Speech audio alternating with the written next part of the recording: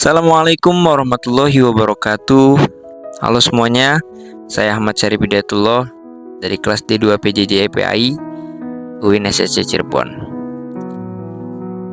Kali ini saya akan menceritakan sebuah buku cerita yang berjudul Randi dan Hutan Bukit Giri, yang mana menceritakan buku cerita ini adalah tugas dari mata kuliah Bahasa Indonesia.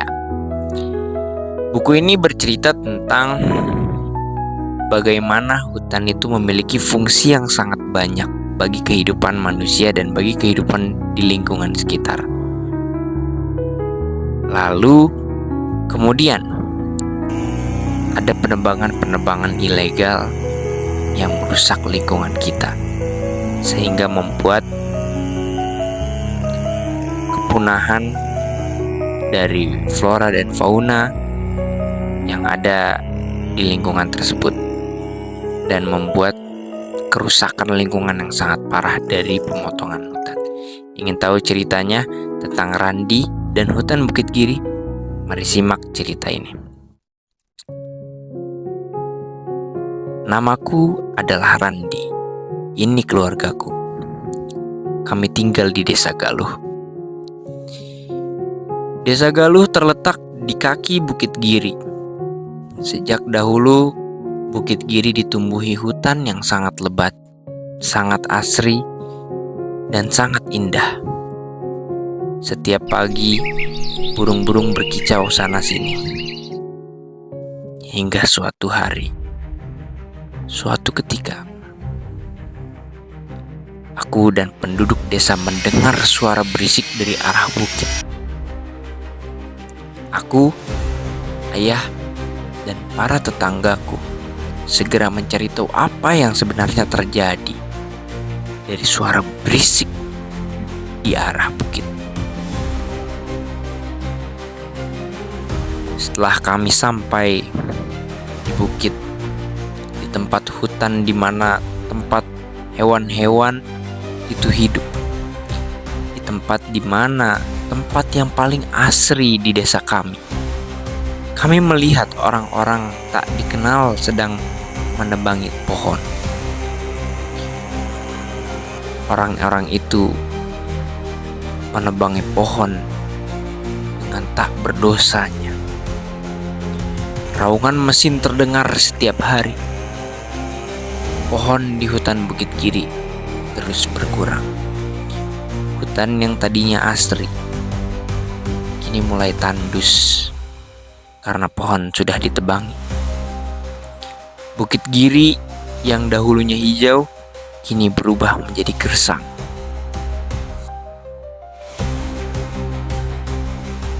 Hingga suatu ketika, saat musim penghujan tiba, bencana itu pun terjadi. Bencana yang tak dapat dielakkan oleh siapapun. Bencana yang melanda kami.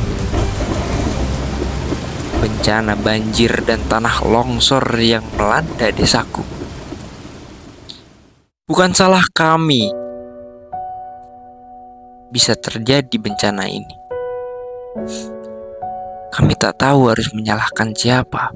Kami tak menebang pohon. Kami tak membuat resapan air itu menjadi tidak ada.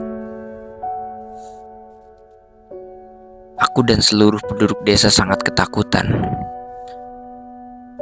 karena banjir dan longsor yang terjadi membuat kerusakan cukup parah di desa kami. Padahal kami tak berbuat apa-apa. Kami hanya mencoba untuk menjaga lingkungan kami.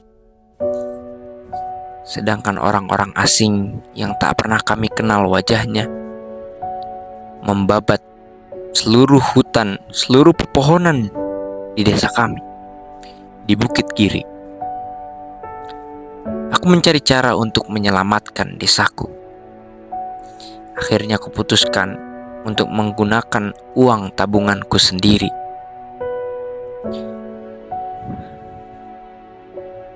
hingga di hari Minggu pagi,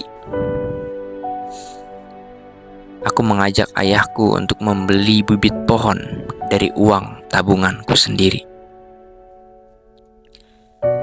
Akhirnya ayahku mengantarku untuk membeli bibit pohon. Lalu kemudian kami menanamnya di Bukit Kiri tanpa diminta.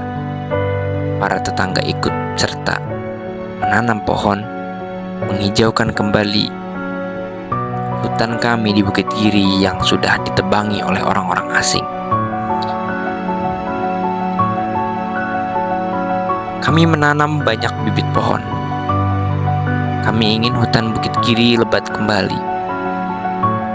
Kami mencegah siapa saja yang ingin menebang pohon di sana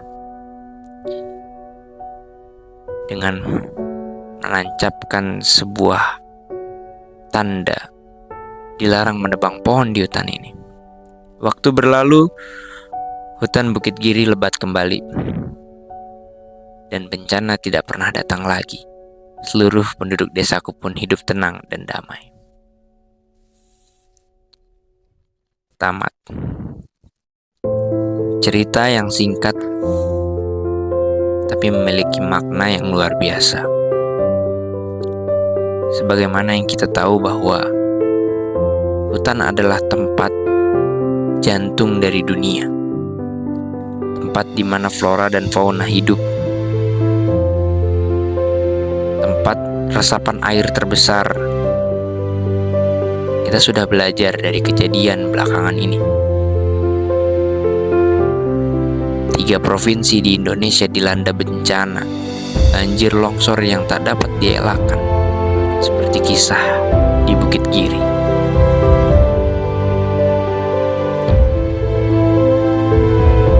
Mau menyalahkan siapa ketika sudah terjadi bencana besar seperti ini? Sedangkan pemerintah tak kunjung menjadikan bencana ini sebagai bencana nasional yang terdampak sudah ribuan orang, bahkan ratusan ribu orang.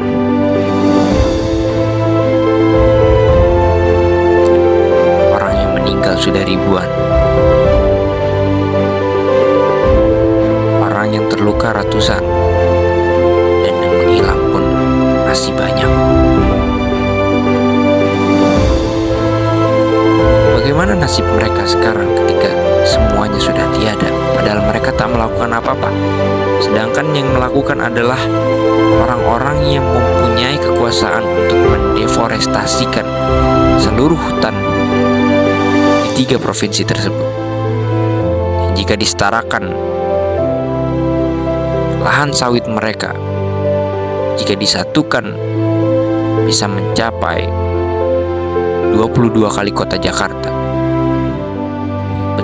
Betapa tamaknya manusia. Kita belajar bahwa penebangan hutan yang melebihi kapasitas atau deforestasi berdampak buruk bagi lingkungan sekitar. Maka kita harus menjaga lingkungan kita, setidaknya dengan menghijaukan kembali atau tidak menebang pohon sama sekali. Sekian dari saya, cerita yang saya sampaikan, buku yang saya dapat dari website CB. Kurang dan lebihnya mohon dimaafkan. Terima kasih teman-teman. Saya pamit undur diri. Assalamualaikum warahmatullahi wabarakatuh.